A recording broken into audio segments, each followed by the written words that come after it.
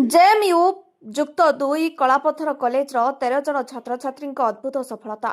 Banki block ଅନ୍ତର୍ଗତ କଳାପଥର ଅଞ୍ଚଳରେ ଅବସ୍ଥିତ ଜେଏମ୍ୟୁ ହାୟର ସେକେଣ୍ଡାରୀ ସ୍କୁଲ କଳାପଥର ଏବର୍ଷର ସିଏଚ୍ଏସ୍ଇ +2 ସାଇନ୍ସ ପରୀକ୍ଷାରେ 13 ଜଣ ଛାତ୍ରଛାତ୍ରୀମାନେ ଅଦ୍ଭୁତ ସଫଳତା ହାସଲ କରି ବାଙ୍କୀ, ଭାପୁର, ବୋଲଗଡ଼, ବେଗୁନିଆ, ବଡମ୍ବା, ତିଗିରିଆ ଏବଂ ଆଠଗଡ଼ ଅଞ୍ଚଳରେ ଏକ ନୂଆ ମାଇଲଷ୍ଟୋନ୍ ସୃଷ୍ଟି କରିଛି।